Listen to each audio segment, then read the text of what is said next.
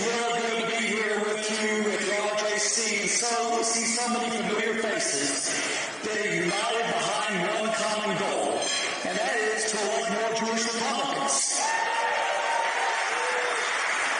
Now, I stand before you tonight as one of two Jewish Republicans in the House of Representatives.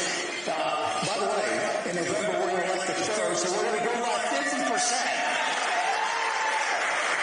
Proud of Max Miller, proud of Craig Goldman. I'm honored, that's right, to be the chairman of something called the House Knesset Parliamentary Friendship Group. Now, this is a group that's tasked with being the direct line of communication between members of Congress and the Knesset. In that capacity, I was honored earlier, just a couple of months ago, in July, to go to Jerusalem to reiterate our nation's support for Israel in her fight against radical Iranian-backed terrorists. Now, during this trip, I met with the Speaker of the Knesset, Speaker Ohana, as well as Prime Minister Netanyahu, to discuss Israel's defense efforts in the north against Hezbollah and the success of the war in Gaza. I reassured Prime Minister Netanyahu that House Republicans will stand behind Israel and will continue to stand behind Israel. And we will make sure that Israel has all the resources that it needs in order to defend the nation of Israel.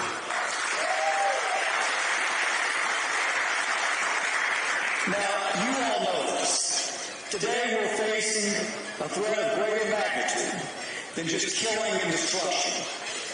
We're fighting enemies that seek the destruction and the elimination of Israel, and more broadly, the elimination of Western values like freedom, liberty, and democracy. If I could tell you one thing about some of my colleagues on the other side of the aisle, talk about what you can do in a position like this. One thing is, I sponsored a month or so after the October 7th attacks a resolution that said two things. Number one, that the United States House of Representatives absolutely condemns anti-Semitism. The other thing that said, anti-Zionism equates to anti-Semitism. Good news, bad news. The good news is it passed. Here's the bad news. This is the vote total. 311 in favor, 14 against. 92 people stood there and voted present.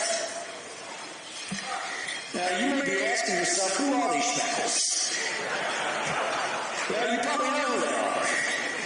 Our colleagues across the aisle can't seem to grasp the reality of the situation in the Middle East. From Chuck Schumer to Joe Biden to Kamala Harris, the Senate leadership and the White House, sometimes it seems like they all but abandoned Israel. If President Biden was serious about Israel's security and peace in the Middle East, he would never, ever have unfrozen the $6 billion in Iranian assets. Never. And this is shocking to me, and I know it probably is to you, but President Biden has withheld certain munitions for Israel that Congress allocated, we voted on, to help Israel in their fight against evil. Here's another thing. The Vice President, the Democrat nominee, boycotted Prime Minister Netanyahu's address to a joint meeting of Congress. The only one that she boycotted in the joint addresses to Congress, choosing instead to go to a campaign event. It's shameful. Chuck Schumer, the Senate Majority Leader, the highest ranking Jewish official in our government right now, stood on the floor of the United States Senate and it called for the re-election in our democratically controlled Israel to replace Netanyahu. We don't do that to our enemies, much less to our allies. That is shameful. And ladies and gentlemen, enough is enough. I tell you one more thing we've done, and this was under the leadership of our Ways and Means Chairman, Jason Smith, who you will hear from in a moment. I serve on the House Ways and Means Committee, and we worked on legislation that became bipartisan to look at the nonprofit organizations, those 501c organizations that provide material support to terrorist or terrorist organizations and take away their tax-exempt status. I am proud to tell you that that bill passed unanimously in the Ways and Means Committee and passed the House of Representatives by a vote of 382 in favor to 11 against. But we've got to continue to work hard. We cannot take any more of the less blatant anti-Semitism in disregard for our greatest ally in the Middle East. We cannot do it anymore. We've got to work to elect leaders who will stand with Israel and with the Jewish community in the United States and across the world. This should be a no-brainer. It's frankly a matter of good versus evil and life versus death. Now, the good news is we've got about 62 days left. Together, we can elect more strong Jewish Republicans that will help grow our majority in the House, take back the Senate, and put Donald Trump, the most pro-Israel, pro-Jewish president in our nation's history, back in the White House.